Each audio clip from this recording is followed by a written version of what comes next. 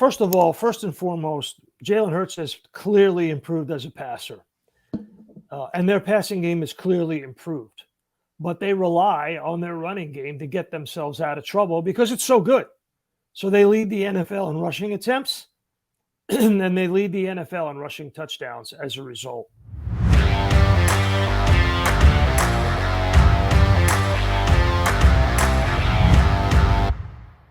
An interesting week 5 and not great. We'll get to the schedule in a few minutes, but not a great schedule. But each week goes by now. These games mean something, especially more and more as we get into the season. Xander, let's bring in my colleague, the 30-year host, or 30-year, I should say, analyst with the NFL, with ESPN on NFL, and the 19-year host of the matchup show, that being Sal Paolantonio. Sal, how are you? Oh, I'm doing good, Pat. Week 5 of the NFL season is really very telling. You know, as you put up those numbers, you know, you look at it, it's a one-score league now. There are 50 games after 4 weeks were one-score games in the fourth quarter. That's an NFL record. So there's a lot of volatility over the course of the offseason, and that created a lot of parity in the National Football League. You have only one unbeaten team in the NFL going into the month of October. That's the first time that's happened since 1996. So off-season volatility has led to parity, and as a result, you have a lot of teams bunched up. And the league is wide open. It is totally wide open. It is. Well, let me just ask you about that, Sal. You're right. The league is wide open. Do you think that enhances the NFL as a product, or does it perhaps inhibit the NFL as a product? Because you know how fans are. They gravitate to the Yankees. They gravitate to the Cowboys. The Golden State Warriors, whoever the team du jour is. Do you think it helps or hurts the NFL with the teams are so similar? I think it definitely helps these days. I think maybe 20 years ago, when you didn't have the proliferation of fantasy football or of gambling, you would gravitate towards the big names and the big teams. But now you've got everything stratified so that everybody is betting and playing fantasy football across the league. So I think it's a good thing that there is a lot of parity in the league for sure. And you still have some superstar big name players, Mahomes, Allen, Jalen Hurts. You know, you've still got some teams that have great followings. The Cowboys still have their following, the Packers, the Steelers, the Eagles, the Patriots. Yeah.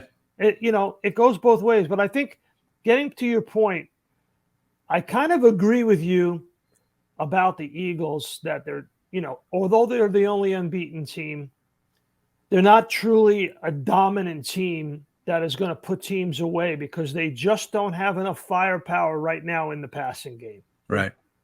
That has to catch up to the running game. Right. And if it does, look out. They've only got – Jalen Hurts has only thrown 4 touchdown passes. That's 20th in the NFL, Pat. 3 of them in one game. You're right about that. And sometimes you wonder, like when the Eagles are bashing people and they're comfortably ahead, if he should maybe start working on that passing game a little bit more, especially Sal in the red zone. The Eagles are so good running the ball in the red zone. Yeah. I mean, their guys are scoring not untouched. They're scoring standing up. I've never seen a team score so many rushing touchdowns without the guy ever landing on the ground. It's an amazing thing, but I'm just thinking in the back of my head is, and maybe I'm being too much of a perfectionist, boy, when you get to crunch time and it's 3rd and goal and there's 15 seconds left and you can't risk a run, are the Eagles practiced enough to pull it off? Well, first and foremost, Jalen Hurts has clearly improved as a passer. And their passing game is clearly improved. But they rely on their running game to get themselves out of trouble because it's so good. So they lead the NFL in rushing attempts, and then they lead the NFL in rushing touchdowns as a result. And it all starts with Jason Kelce in the middle. Just go back to that Kenneth Gainwell touchdown against Jacksonville. That's right, yeah.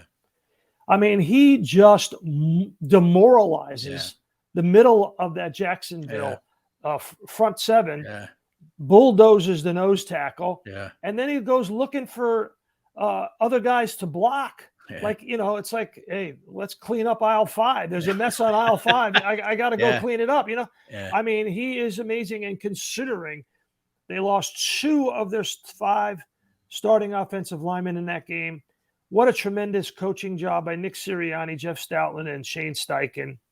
The calls that they made, the setup that they had, it's so dangerous when Jalen Hurts wins out of the pocket because he's a dual threat. But if he is going to run, boy, that opens things up for that running game. It certainly does. And again, I'll point to my favorite team, my beloved Rams, and then just to point up the difference of what you're saying is that the offensive line of the Eagles and how they dominate, even though they might lose a couple guys, whereas the Rams lose a couple guys and they look absolutely lost on the offensive line. And if you don't have an offensive line that's pushing that D line back 2 to 3 yards, you're in for a long night. And that's what the Eagles so far have been able to excel at. Yeah, they've got depth and they've got great coaching. Yeah. So, but it is interesting, Pat. There's been some reverse line movement in this game against the Arizona Cardinals. It started out at 6, now it's 5. Maybe it's the injuries that the Eagles have suffered. I don't know. I don't know. I don't know. I expect it to be half an Eagles home game. How you mentioned how well the Eagles fans travel. I don't see how Arizona is such a scattershot team. But listen, let me get a break in here, Sal, and let me try and stump Sal again with my trivia question. Which, by the way, thank you very much. I got a lot of response to last week's question. Thank you. I'm going to limit it this time though, because I just want to say that the question sponsored by the good folks at Kennedy Ford.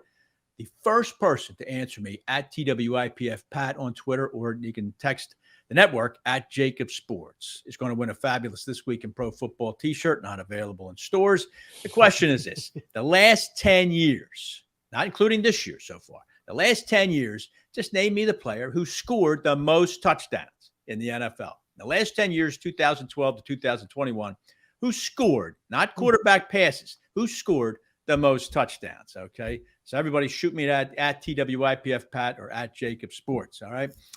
When we get back, Sal, I want to talk a little bit more about Jalen Hurts. I want to let's explore that more, and we'll talk more about the blitz and how the Arizona Cardinals are going to come hard at this guy when we come back on This Week in Pro Football.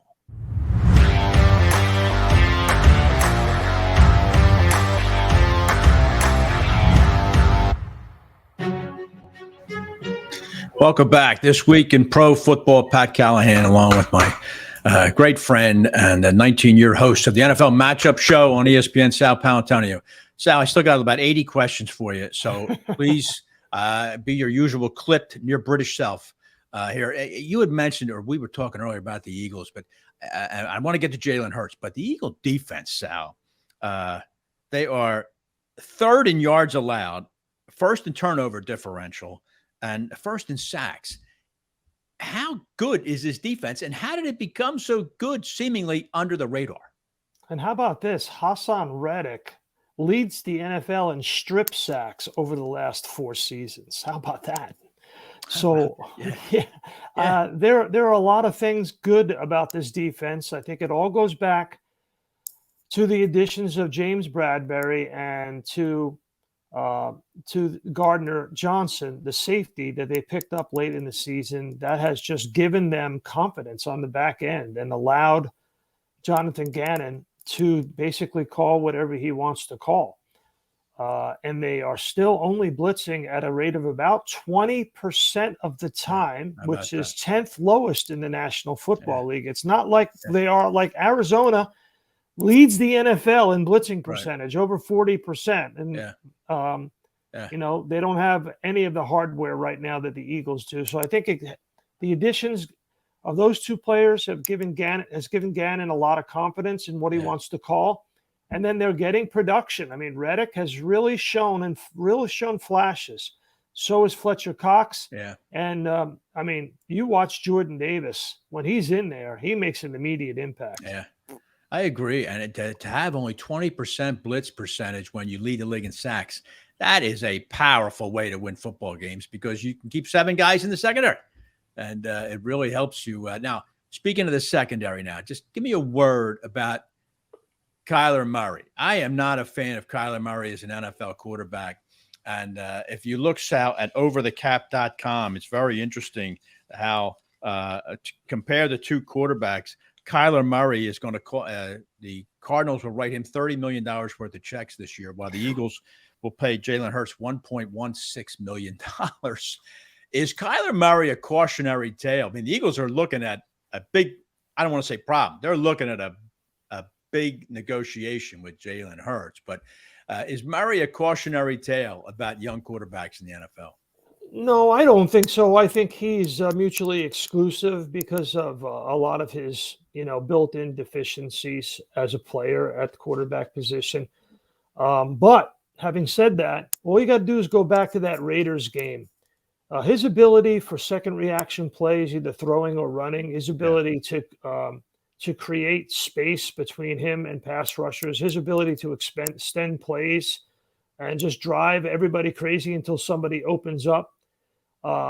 Especially in the red zone, it's very scary. Murray can be very scary, and you got to put him away early. If you put him away early, you go up early on the Arizona Cardinals, and you force him to throw the football. It'll be very difficult. I think Reddick is an important component in this game because he's got length and some speed, and they're going to have to corral Murray and make sure that he does not extend plays outside the tackle box. All right. By the way, Sal Pal presented by the good folks at First Bank. Sal, now a word about the Eagles quarterback. Deserved of the many accolades that have come his way so far this season. But just I've never played a down of quarterback in any type of college or anything, but I'm still going to offer this, Sal. Does it appear to you that in passing situations that Hurts is still very quick to pull the ball down and look for an escape route? And does that concern you at all? I would say no and no. I think in both cases, Pat, I think he has definitely grown out of that habit.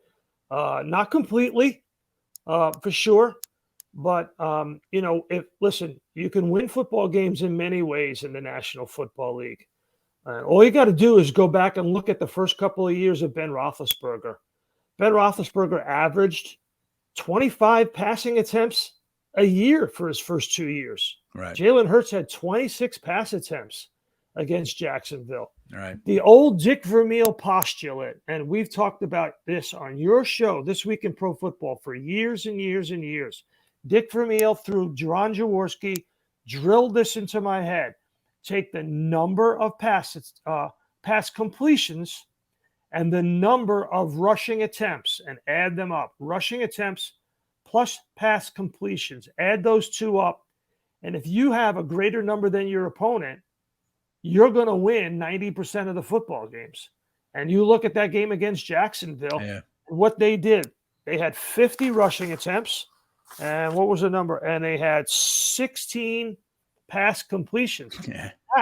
That's 66. If you're over 60, you're going to win a lot of football games.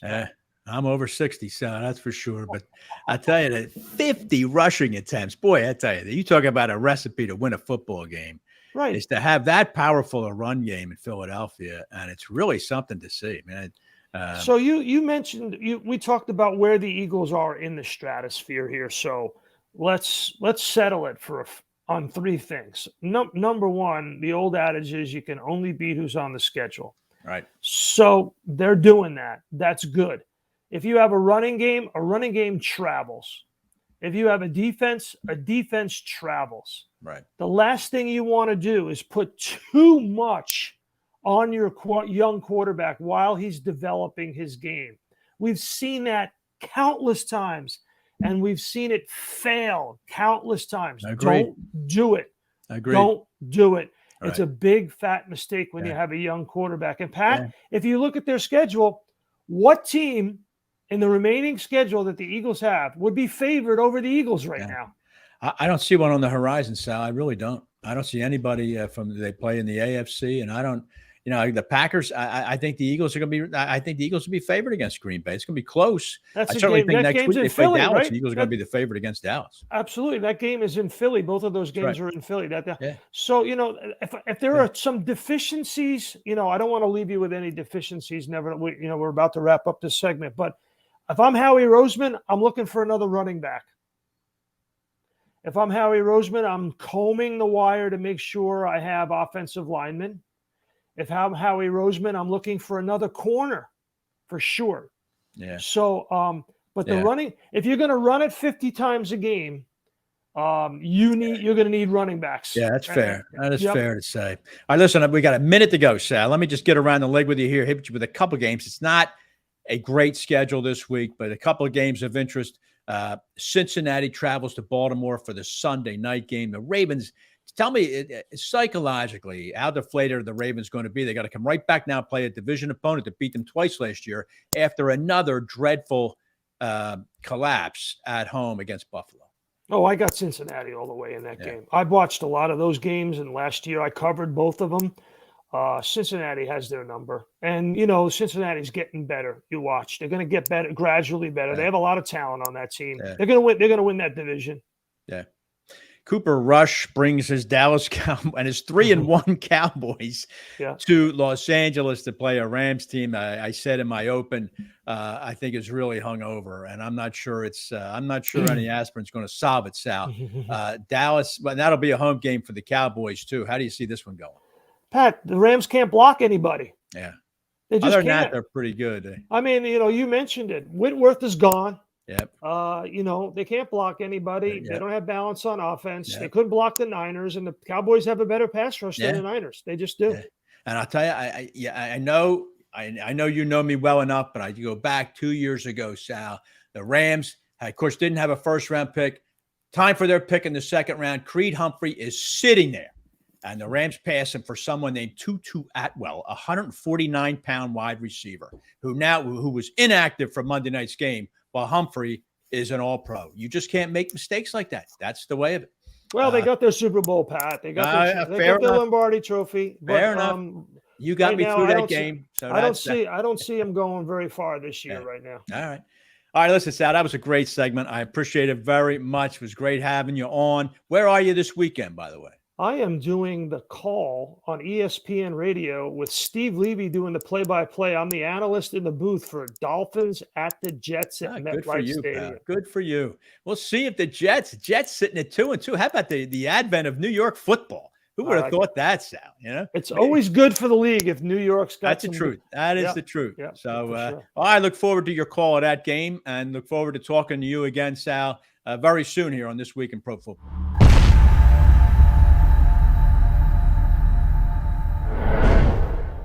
It's time for This Week in Pro Football, a deep dive into the key issues and marquee matchups in the National Football League.